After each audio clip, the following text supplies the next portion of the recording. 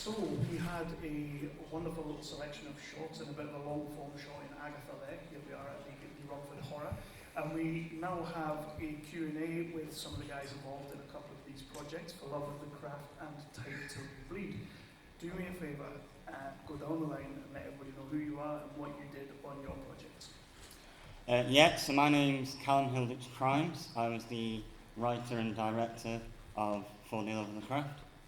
Anthony Birtwhistle, director of photography on For the Love of the Craft. Richard Jackson, I wrote and directed Type 2 Bleed. Liz Gallagher, and I was locations manager on Type 2 Bleed. So first of all, I'm really happy we've got a location person and a DOP here, because these films are very, the two films that you guys made, the locations that you're in and the way they are shot is just beautiful, brilliant the way you've done both of them for very different reasons. Can you talk to us a little bit about the location and how you lit that for the love of the craft, and how you found this amazing, eccentric sort of computer gallery? That was a great fun. Do you want to talk about the location and about the lighting? Yeah, sure. Yeah. So the location was a place called Victoria Baths. That's in Manchester, and as you can see, it's got a lot of history to it. You can actually go in there quite often. They do fairs and stuff, but it's just got such a deep history. And actually, the final scene at the end there was shot in the bath itself, where they used to have it filled up. So it's all Victorian in its style. And the thing that mostly drew me to it for the location was the amount of variety you could get from the space, and then all the stained glass details and the green tiles really kind of, I think, pumped up the story and gave it a lot of life just from the location itself. And can talk about how we lit it though. Yeah, I mean, on a technical side, it was a difficult one because we didn't really have a lighting budget as such. It was 3 small lights basically, and then it was just having to kind of find a way to fill it out. Especially at the end, it was a lot to do with how the camera was blocked and moving it around, because obviously a space the size, well, I don't know, about 4 times the size of this, you can't really light with small close-up lights. So you had to kind of pump in a ton of smoke. Luckily we had the biggest smoke machine in the world. It was a bit of overkill at first. When we got there, it was like, oh, great, that's what we'd be giving it. And then, yeah, really just trying to find any part of it that you can, going really low constantly with the angles, wider lenses, trying to draw out just the whole place really, and trying to get every bit of detail in. Awesome. And the location that you guys had for Time to Bleed, I mean, I just want to go. So where did you find this, and how did you get it all set up? So it's the Centre for Computing History in Cambridge, which is like an old sort of, what do you call it, like a quick fit or something that they gutted and put all the stuff in. I volunteered videography to them for ages, so I did loads of kind of gaming Q&As. And then when lockdown happened, I just sort of asked nicely and they let me have it for a few days. It was really that simple, wasn't it? They were just like, yeah, off you get. So we only had 2 days. I was DOP on the film as well. Just weirdly, both of our films end in a pointy-roofed room that's green and red, and then someone goes into a box that does a bad thing. Yeah. I was like, oh, that's... These things by accident. yeah. So the end of yours started unfolding. I was like, no way, all right, cool. Yeah. I didn't realise you were sat in front of me either. Oh, right. No, no. So there you go. So yeah, Computer Museum in Cambridge, it's a charity, that's why I put all that kind of blurb on the end, because they take donations and stuff. So I knew the guy who run it, and I got given, because we did it for 1,200 quid, I got given that 1,200 quid, and I was like, well, I know 2 actors, they'll probably let me film there for free. Type 2 Bleed's like an old gaming terminology that doesn't exist anymore, and those kind of games that don't exist anymore, and I was like, those are kind of a bit creepy, so I had to work backwards from there basically, because I just thought in that Computer Museum, everything you said about lighting saves me the effort, because it's exactly the same. It's exactly the same process. Point the light, hope for the best. Yeah, big space. Let's just be clever with this. So we just kind of blagged that. I worked all backwards doing it that way. I kind of lost my thread a little bit. It was quite tricky because the centre was actually sort of running. It wasn't open to the public at that point because of the pandemic, but the people that worked there were there. They were doing a few tours while we were there. So there were times where we had to just stop filming for a bit. We were extremely limited on time. So yeah, that was fun having to deal with 2 days. Yeah, 2 days, and yeah, randomly just being told, guys, you just need to stop for a bit. Like, oh, okay. Yeah, because there's like a bunch of kids learning about women in computing history, and it's like, oh, but we're cutting someone's head off today, so could you not? And just to say, we kind of arbitrarily gave Liz the title location manager. It's just what it says on IMDb. She did like so much more than that, and I just want to give all the credit that's due to you for everything. Mostly sort of like my emotional support human, and just kind of, because I just drop things. I just sort of go like, when I'm finished with it, I don't want it, and then I go, Liz, where did I put that lens? And she has to find it, and it'll be like in a box or under a chair or something. I do find that quite interesting, if I could just quickly, the timings of things, because we literally shot, I think, was it like a couple of weeks before lockdown started? So it's just so strange with the timings. I wish we'd got our location for free, but never mind. What was it? What format were you on? Was it film?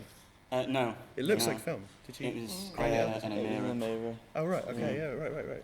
Yeah. but we had some Zeiss B speeds, and when it, you might ask something about this later anyway, but when it came to the grading, we used Dehancer as film emulation, so that might be the... It worked. Yeah, it looks really like money film. well spent. So, for Love of the Craft, story about a writer with some writer's block. They say, write what you know. Is that where that came from? Tell us a little bit about it. Yeah, so I think everyone's had some form of block, whether it's creatively or otherwise. And as well as writing, I do like the drawings for the illustrations I did for the book, and some other bits and pieces. You always end up getting blocked at some point, and I just thought it would make a good exploration point, like you say, sort of what you know, and also be a good way to explore Lovecraftian themes, him being a writer himself. Obviously a slightly problematic one, as some people might know. But yeah, definitely knowing writing what I know kind of situation. And the VFX that you have in there, like, how did you go about creating them? Because you've got some stunning VFX in there. Thank you. It took a very long time. I think the final sequence took probably about 3 months of work on and off. So obviously I wasn't doing it all the time. And there's some subtler ones in there as well. We had to do some sign removals, which then took a further 2 months because they were quite complicated, learning new software. The main bulk of the effects were done with Adobe After Effects, as a fair amount of stuff is done nowadays. And I also ended up learning a program called Silhouette, and that basically allows you to paint things out of moving scenes, because we had shots that are on a dolly and tracking and stuff like that, so yeah. So you didn't have any kind of background in that, you just kind of learned on the job and went? So I've been experimenting with visual effects, I think, probably about 10 years now, and some of my earliest kind of projects have very shoddy visual effects, learning other stuff like, I used to use a program called HitFilm, which was not as advanced as After Effects, kind of drag and drop stuff, and gone along from there, learning bits. I also do a bit of motion design and sometimes advertising. So just having a lot of fun with it is the main thing, because I was able to go and just like, well, what if you try this, and add all these layers, and it kind of built itself up as it went along more than anything, because initially we weren't planning on having, like, I knew there was going to be some sort of energy at the end, but I wasn't planning on having, like, Cthulhu appear at the very end, and that kind of added itself in. Well, you kind of had to. Yeah, I know, yeah. It just makes sense when I thought of it. I was like, yeah, we have to do that, so. So, Richard, first of all, what's your favourite video game? Oh, Monkey Island 2, Nice. which is a delightfully gentle game about pirates, and has nothing to do with what we were doing. Yeah, probably. But I could give you a bunch if you wanted. No, not much. But first of all, like, your film very much touches on nostalgia and sort of that kind of era and everything. What do you think it is about that time that because obviously we've got Stranger Things coming now and everything. What do you think it is about that time that we just look at so nostalgically? So something that Liz and I discussed early on is the point of my film is that nostalgia is bad, and I thought because you put the bearded guy Mike in there, And he's the good guy, right? Because the other guy's a dipshit, and he comes in and doesn't understand any of this stuff, but actually we kind of do a heel turn halfway through, and the person who's backwards looking and obsessed with the past is the bad guy.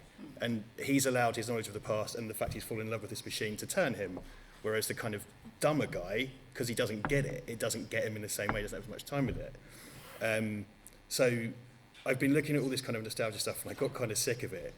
And I was like, what if we do something that looks like that but isn't that? So it looks like a kind of 80s thing, but actually it's more of a 70s Italian thing. Which I feel like such a Grinch when I say that. It's just like, what do you think about this? It's like, I hate everything because I'm old. But it's not that. It's not that at all. It's just, I just thought there was so much of this type of stuff. Someone should do something that's the opposite of that. But in a kind of subtle way. I didn't want to, have characters talking to the lens about it. It's just, you look at what the characters, who they are and what they do, and the person who carries all the kind of semblances of nostalgia and all the iconography of nostalgia is the bad guy. You just don't know it until the end, because he's fallen in love with this thing. Yeah, fair enough. Yeah, it's quite divisive like that. I mean, I do want to cut Duncan's head off sometimes. I just haven't acted on it. So I'm going to throw it out to the audience. Do you have any questions? Go on, Duncan. Yeah.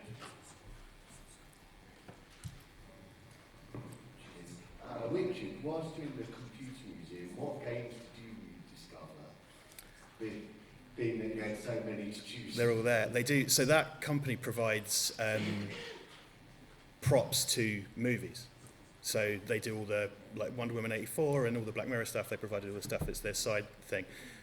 There's a bit where Duncan picks up the Amiga game Fire and Ice on floppy disk and does a kind of dumb face. And I remember Fire and Ice being a game that came out, was a big deal, but was also kind of shit.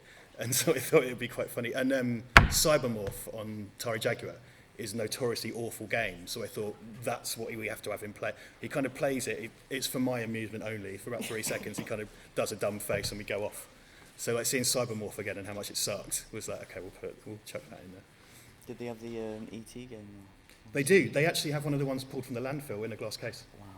There's a story about how Atari they sunk millions of pounds into making Atari games. There's a Netflix documentary. So they have one of the retrieved cartridges and boxes in the museum. Oh. And Colossal Cave Adventure, the game that our game is based on, is in there on a thing, if you want to stand around and type for a bit. Anyone else with a question? I will say I find that interesting though, that you've got references in there that people obviously will only get if they know about it or they've got knowledge on it, they've experienced it. Because I find a similar sort of thing when I was doing Love the Craft and I was doing all the illustrations. Each of those in there is a monster from one of his short stories, and you can, if you've read his literature or you know about it, you might recognise some of them. But if you haven't read any of it, you're going to have no idea at all who they are, but you just need to know that there's some cool monsters. We call that the gravy, don't we? Mm-hmm. That's the gravy, because the story still works if you don't get it. Yeah. But it's the gravy. It's kind of rewarding to you if you look into it. And a little reward if you know about it. Yeah, and if you don't, it's fine. Because I think the theme of my film is gatekeeping is bad, so let's not gatekeep things. But if you want to scratch at it, there's references to stuff. Mm. So Mike's character, whenever you see him, there's a different image of a video game traitor around him. And Duncan's character, we constantly draw boxes around his head, and then at the end, the box is in his eyes. So he's in the box, and the box is in him. But you don't. No one's going to watch this twice. But, if you did, you get it. It's the gravy. You can make the same script without that and you do it a different way, but it's rewarding if you kind of do. They were both fantastic, by the way. Pardon me? They were both fantastic, by the way. Sorry? They were both fantastic, by the way. Oh, yeah, no, Duncan and Mike are fantastic. Duncan was supposed to be Who Can Make It. They are really, really fantastic, wonderful actors, and they elevated the whole thing. Yeah. So we're going to wrap it up now, but I do have one last question for the everyone really. Of all the shorts and all the features we've shown, or we're going to show over this weekend, I think these are two that super lend themselves to feature length. Do something more with them, show us some more. Are there any plans from you guys to do that with these? Do you want to go first? Oh, that sounds like you've got, okay.